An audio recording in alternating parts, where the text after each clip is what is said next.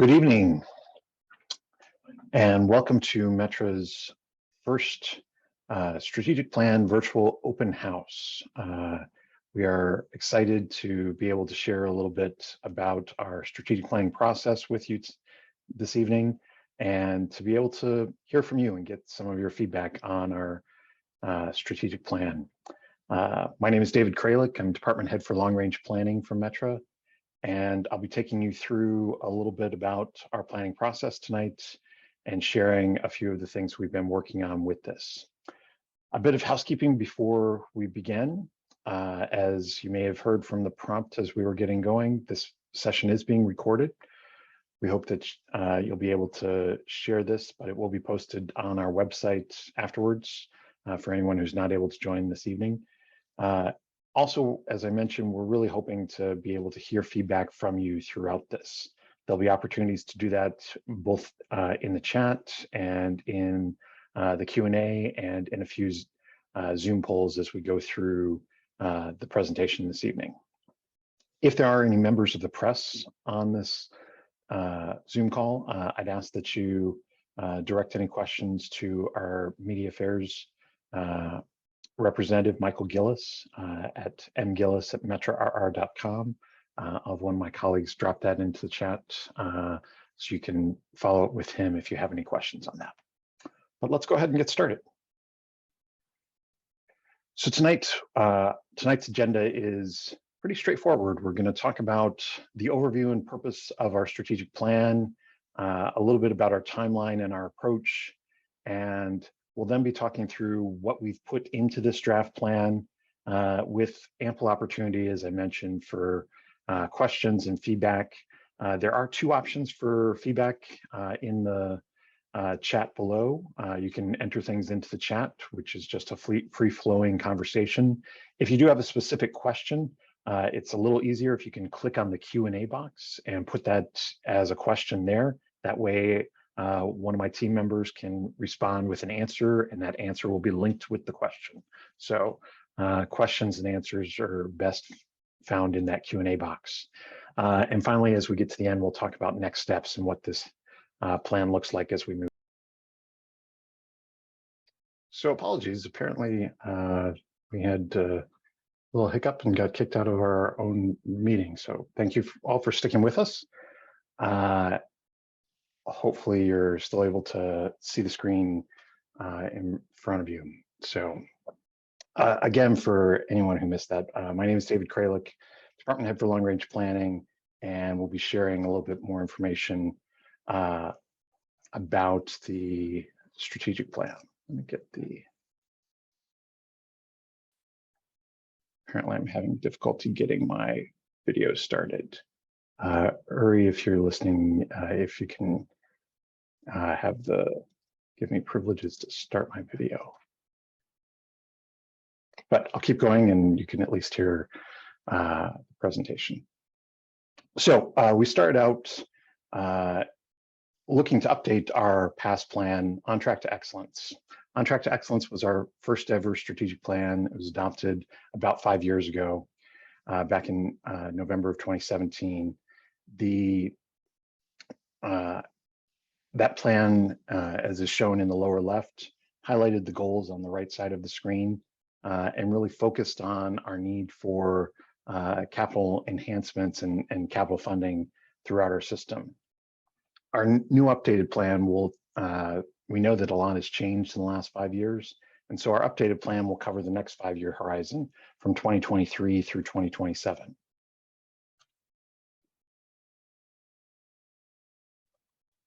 So as we're encountering or engaging in strategic planning, the reason why we do this is to really guide our decision-making over the next several years. This planning process allows us to,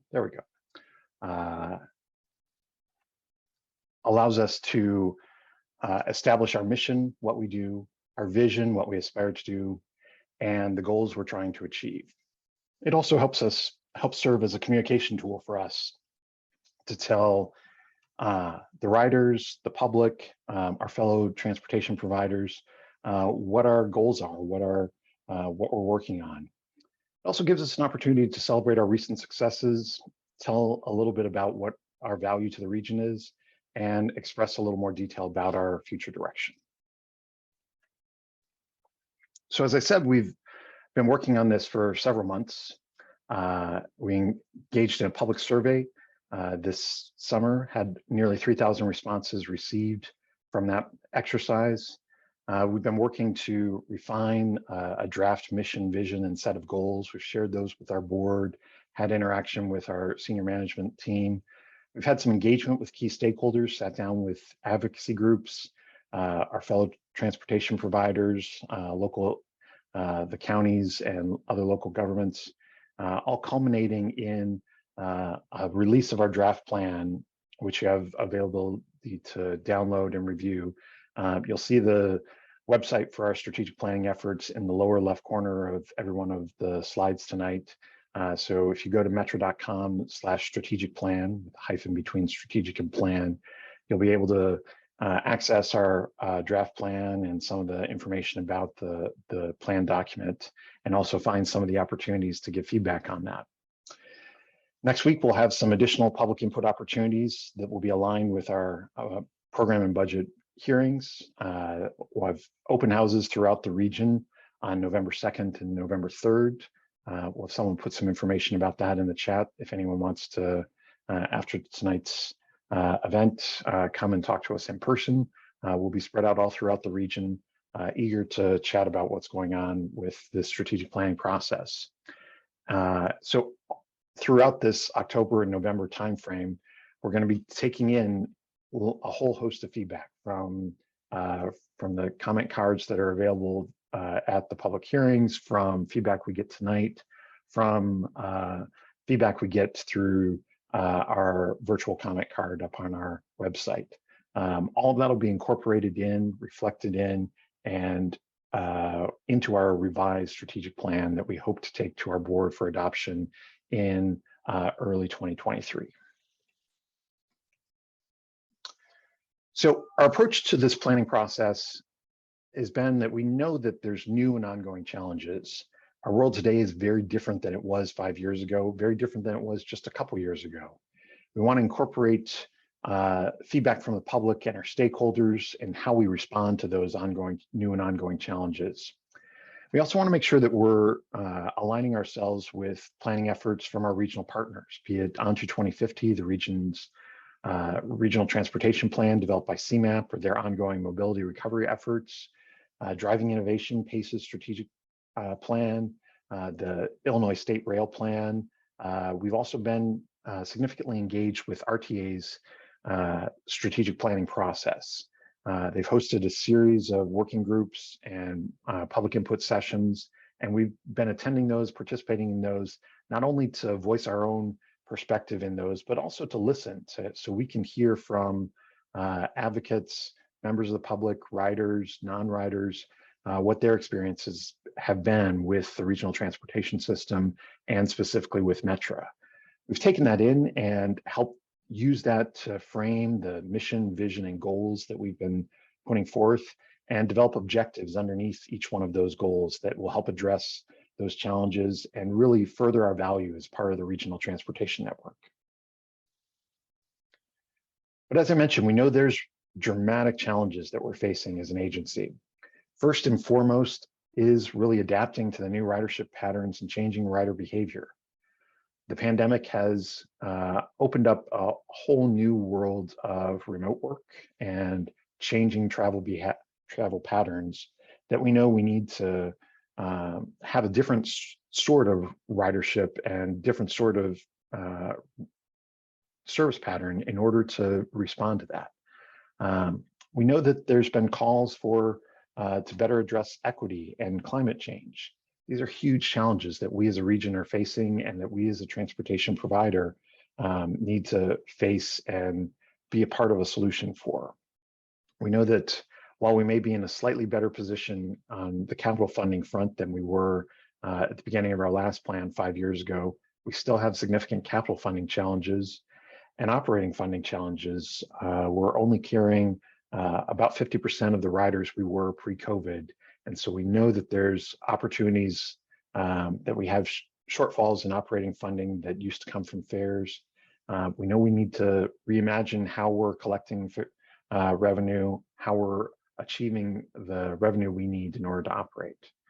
We also know that we operate in a very complex railroad environment. Chicago is the hub of North American freight rail traffic, and there's ever-changing challenges within this, from mergers to other complications. We want to keep abreast of those and respond to those as best we can. And like other employers throughout the region, the pandemic is challenging us to ensure that we can attract and retain employees as changes happen within our workforce. We're not immune to those that other folks are facing, and we want to make sure that we have a system that responds to those needs so that we can continue to provide the type of service that we want to provide. Critical to that is making sure that we can retain employees to provide that service. But we do provide a distinct value to the region at Metra. We know that we connect people to destinations, but beyond that, we think we provide a reasonable alternative to driving. We're a key part of contributing to sustainable land use in order to have the type of walkable communities that we hear that a lot of people desire. Transit and commuter rail can be at the center of that type of land use. We're a key part of reducing the greenhouse gas emissions from this region. Getting people onto transit and out of cars as much as possible is one of the biggest ways we can help achieve our climate goals. We believe that we're also part of attracting businesses to the region. When we hear employers considering movements into downtown Chicago or other parts of the region, transit access is key to ensure that we can both attract and retain those businesses. We also know that we create jobs, not only those who work directly for Metra and our contract carriers, but the ancillary effects that happen from that, the folks that are supportive services, providing connections for both our vendors and our consultants and our contractors, but also those supporting Metra employees. We save riders time and money, and we also are able to be a part of reducing traffic congestion.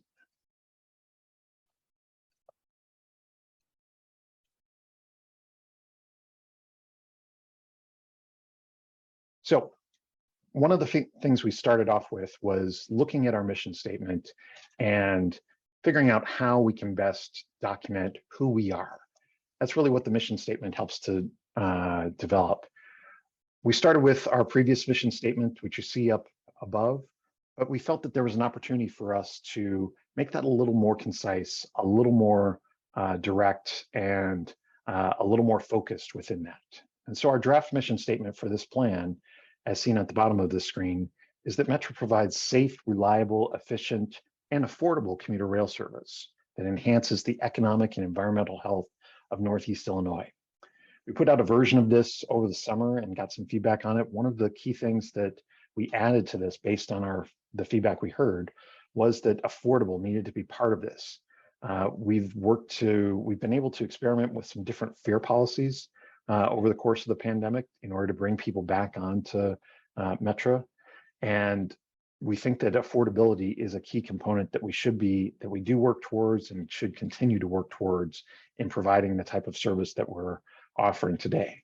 Safety is always going to be at the top of our list. Reliability, efficiency are also key elements for us. But being part of that economic and environmental health of the region is also core to what we look at. So the mission is really who we are right now.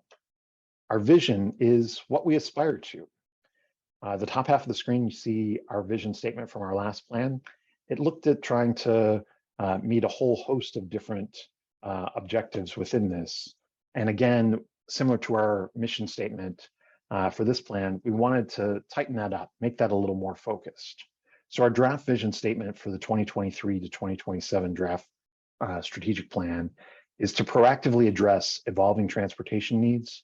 Metra will provide regional rail service that supports sustainable, connected communities. Two things that I want to draw your attention to in this draft vision statement. One is that we wanted to make sure that we weren't just responding to the challenges around us, but that we were proactively addressing those evolving transportation needs. That was something that specifically was called out to us from the public feedback we received this summer.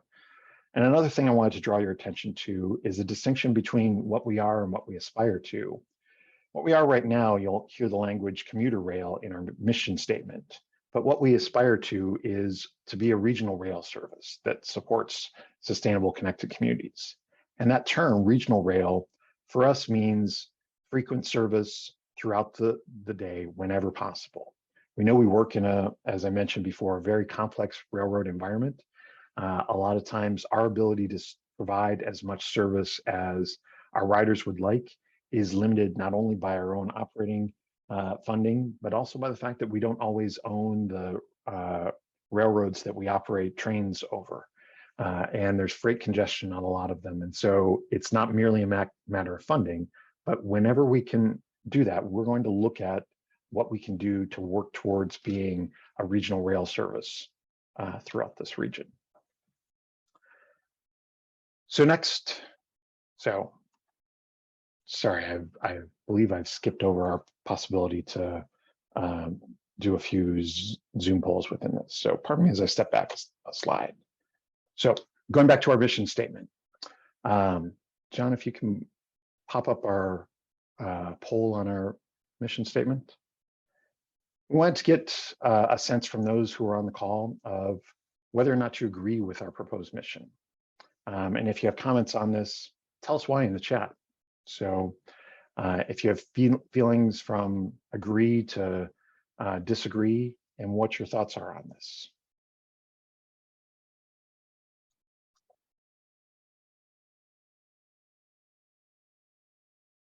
We'll leave that poll open for another few seconds.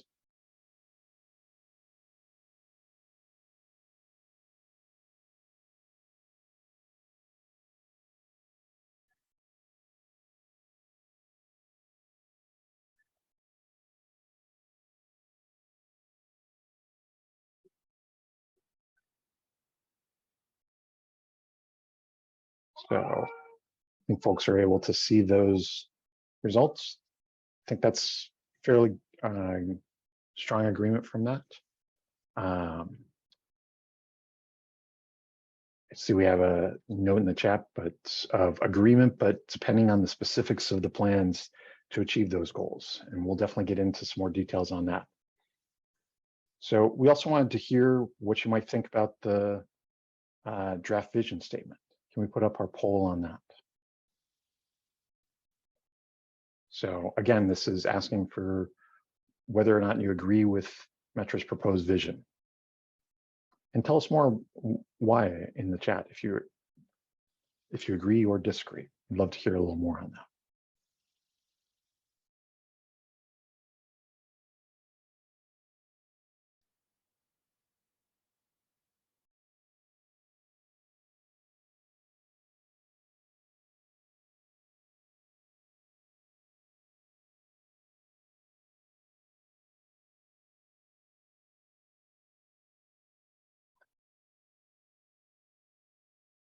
So I think we've probably got about all the folks we may hear from.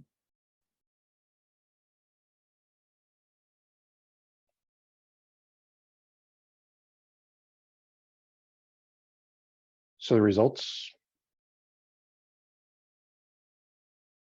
it's pretty decent agreement across the board, but we'll definitely aim to share some more with you as we go through the rest of our presentation. Thanks.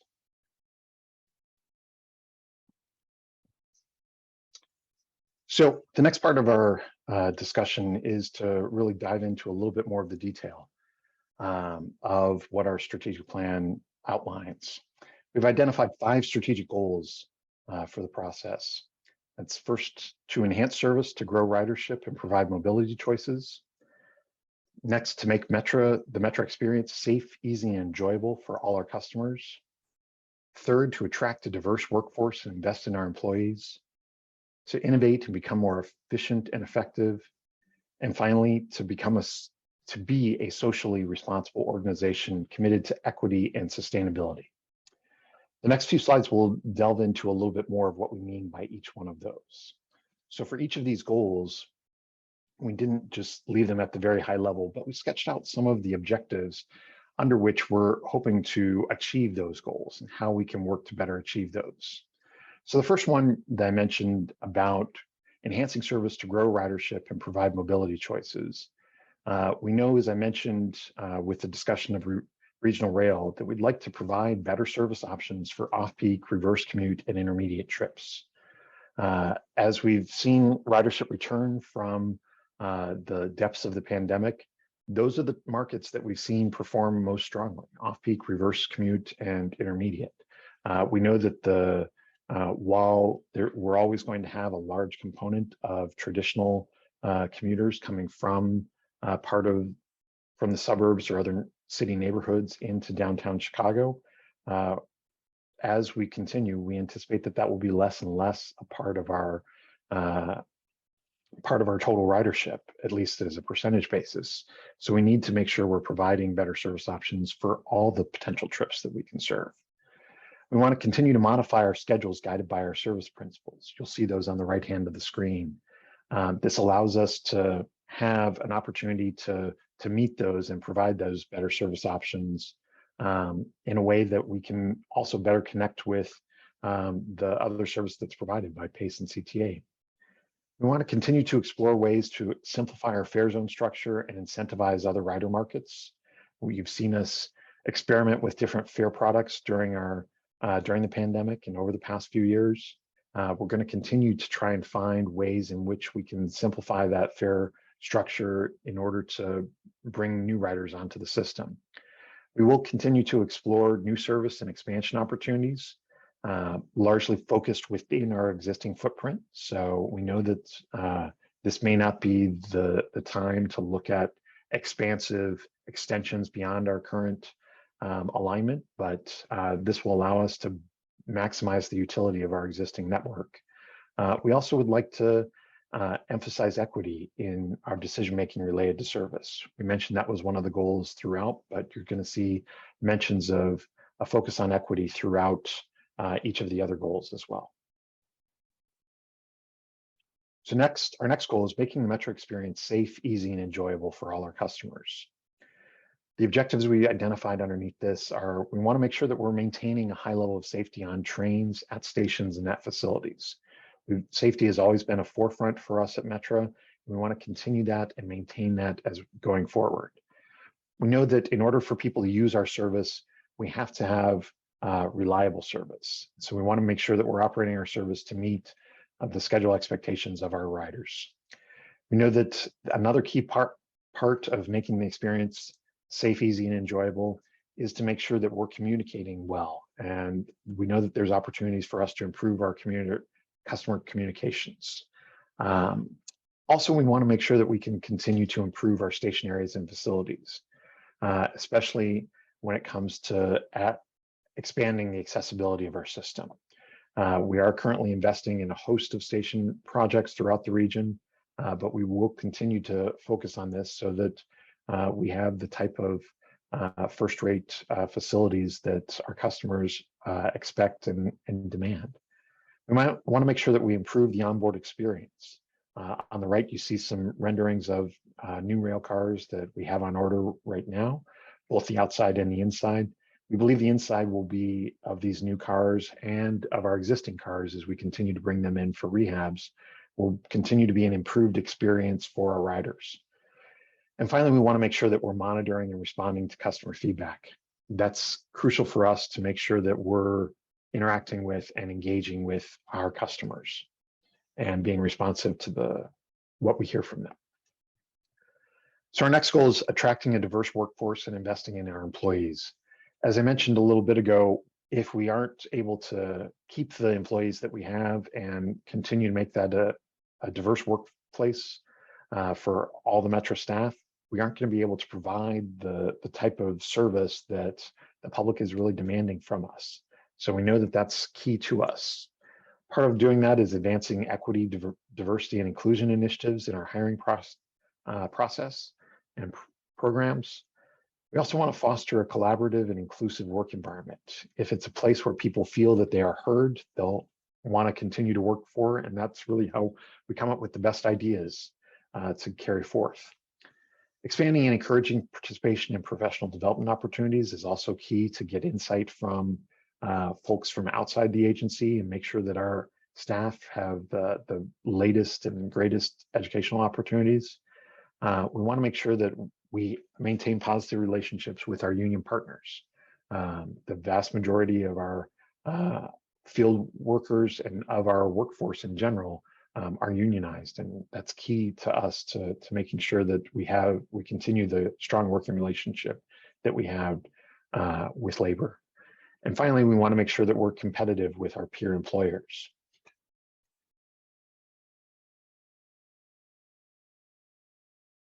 So next, we want to make sure that we can innovate to become more efficient and effective. That includes working with key stakeholders to improve regional connectivity. We're going to continue our efforts to fully integrate fares with CTA and PACE.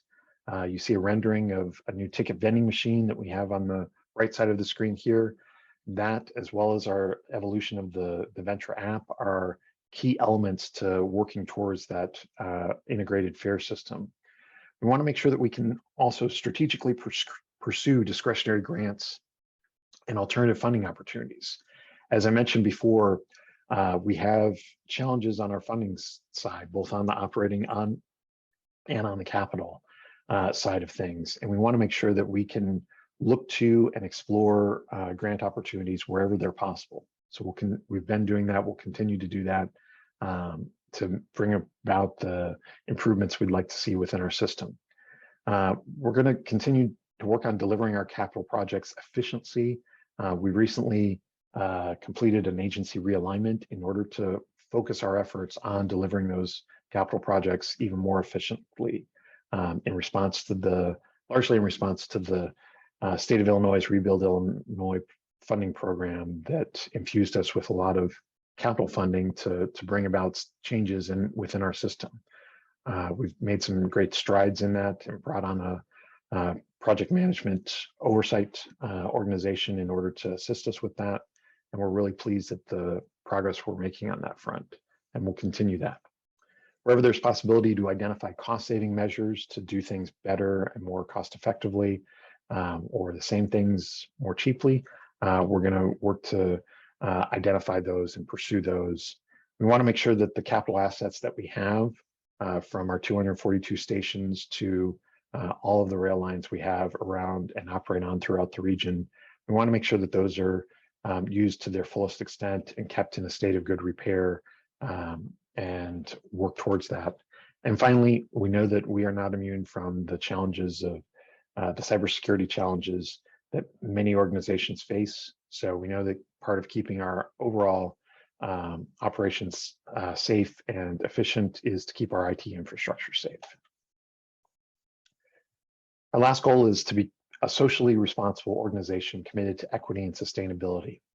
As I mentioned before, equity is something that percolates through a lot of our objectives in this. And so we want to make sure that we're emphasizing equity, not only in the operating and scheduling decisions we make, but also in our capital programming decision-making.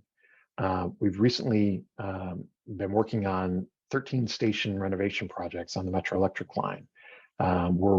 As part of that, we're prioritizing ADA accessibility, bringing all of these stations we're investing in up to full accessibility level.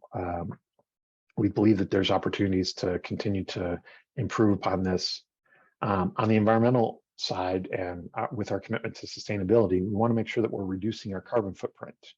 At the bottom of the screen, you see a rendering of Metra's battery locomotives that we've undertaken and are bringing on board over the next few years.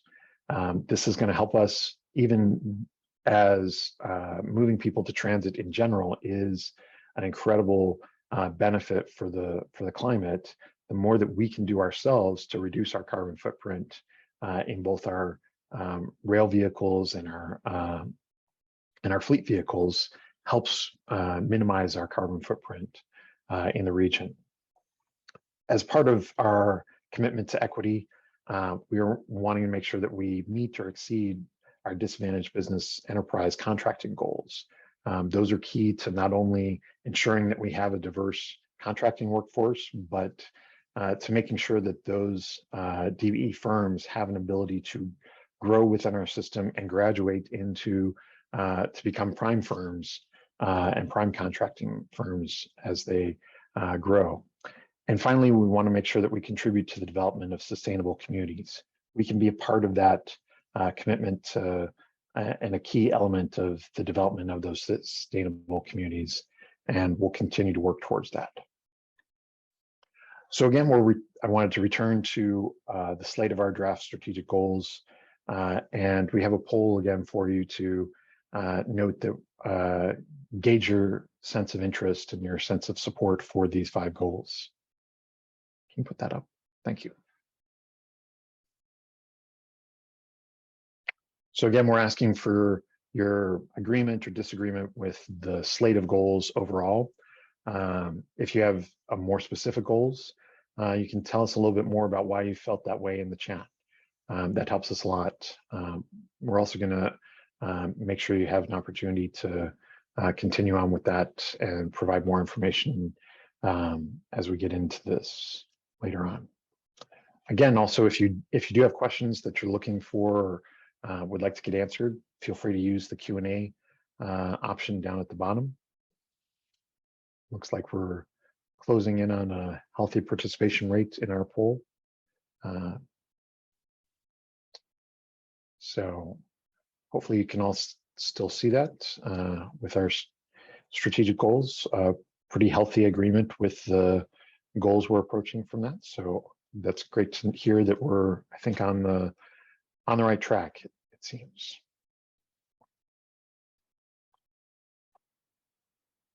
So our next steps in this are really, as I mentioned, there's additional opportunities for public feedback at our budget hearings. Those are happening next week, November 2nd and 3rd. I believe we've got information about that in the chat. Yes, so if you scroll back in the chat, you can see all the times and locations for those. Then other opportunities to provide us feedback. You can use the QR code below or go to metra.com/strategic plan.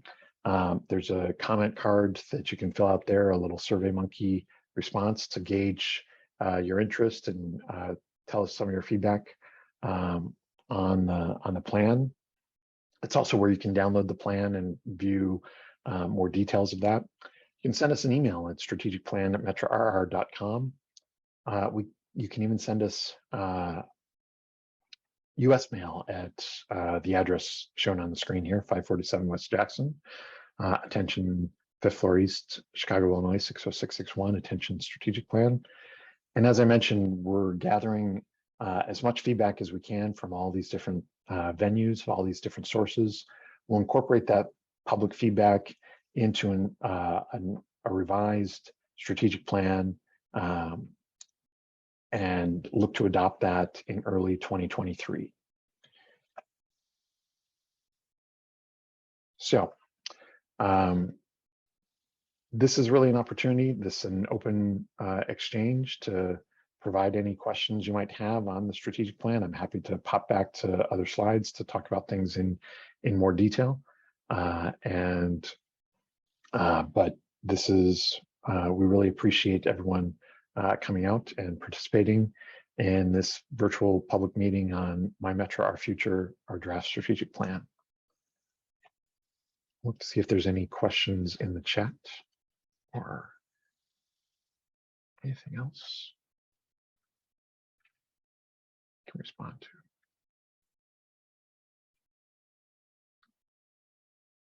So rolling back a little bit, there's support for expanding service on the North Central service line. So thanks, Tom. We'll incorporate that into what we look at as we consider the next steps of the plan.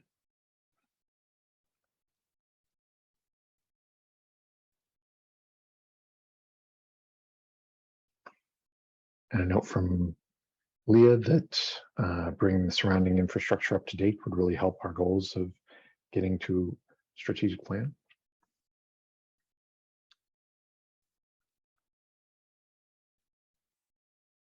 a note from Kwame about electrification. I will note that we have been doing some work on looking to achieve zero emission vehicles. We believe that our best ability to really respond to the needs of and the calls for zero emission fleet and to really green our fleet is through using through the use of zero emission locomotives and train sets. We have some battery powered locomotives that are on order right now or that are being retrofitted, and we also have an RFP out for zero emission train sets, which would be fully new connected trains, specifically focused on some of the shorter runs or some of the midday runs within our system that will allow us to serve that as well from a zero emission perspective.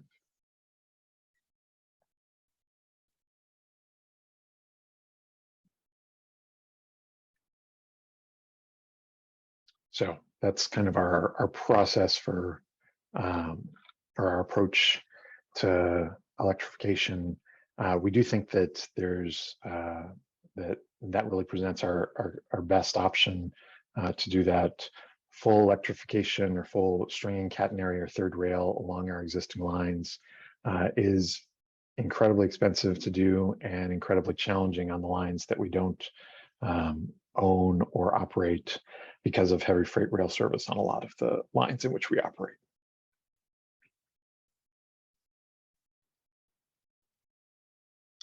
So there's another question in the Q&A about additional trains. Will there be additional trains or extended service to Kenosha and Milwaukee?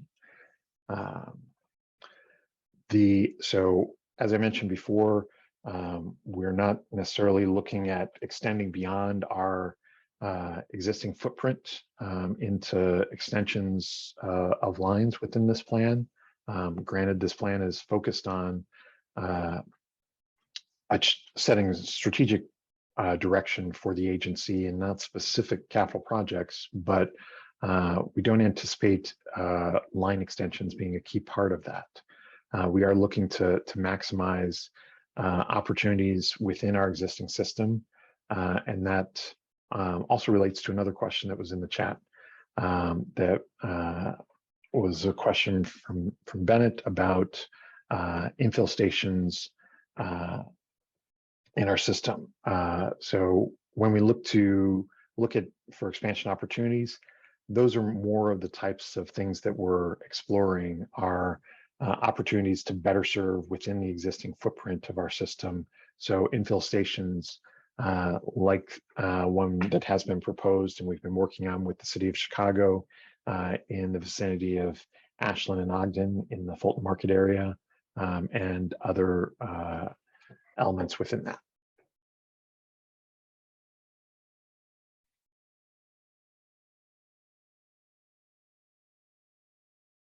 So, but thank you all for your questions and for feeding back on that. So I see my comments on electrification have spurred some good conversation in the chat. And we'll definitely take the feedback you're providing into account as we're developing our plan and revising that plan, developing the revised draft or the revised final plan.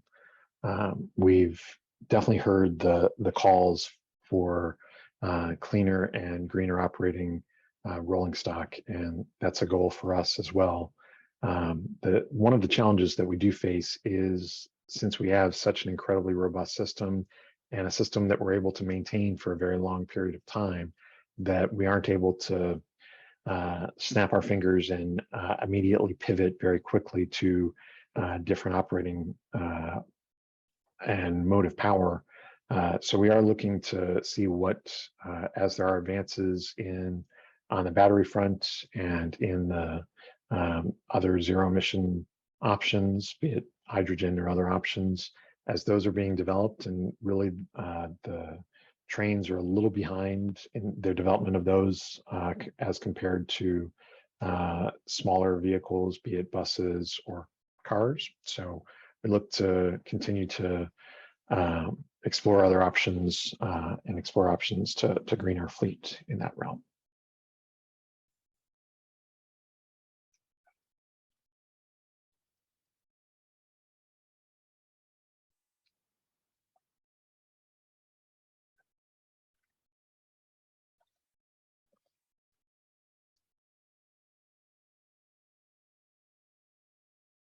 So we had a question about, has it been considered to replicate a tax fund like Fast Tracks or Metra Net in Perth to improve the network for projects like electrification? As I mentioned, we've been actively participating in the regional planning process with RTA. What the solution is going to be for our operating funding needs, as well as our long-term capital needs, are still being determined within that. So that's really needs to be a regional solution from our perspective, and we're working closely with PACE, CTA, and RTA to as well as our other local government partners in order to ensure that we have a solution that meets our needs for that. As many folks know, the transit agencies, not only in Chicago, but across the country, have really benefited from federal operating subsidy throughout the pandemic. That operating subsidy, we estimate, will still be available to us based on our current build back of ridership and last throughout the 2025 or so timeframe. But after that, there really needs to be a different sort of solution that we'll be encountering on. So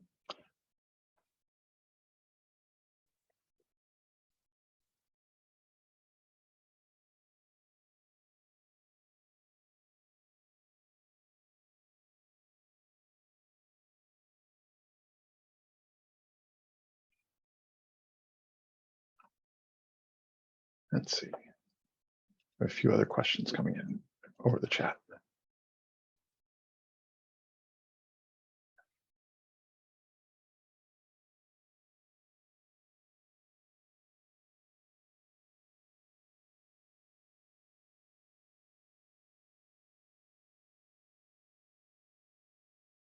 So a question about increasing headways throughout the south side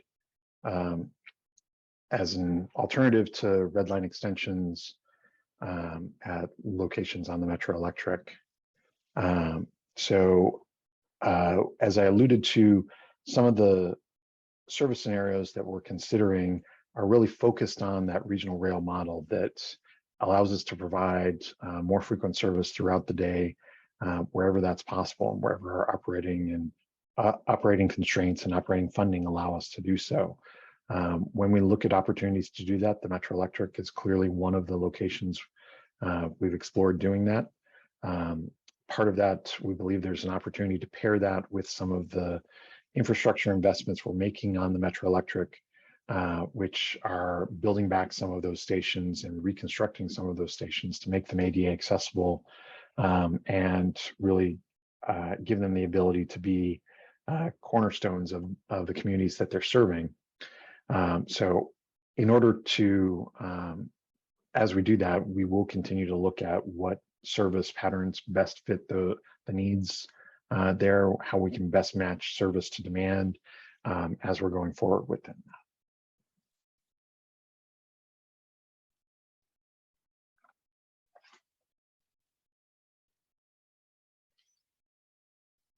So one thing that we did want to ask is whether or not there's other ideas that you may think are missing from our plan, or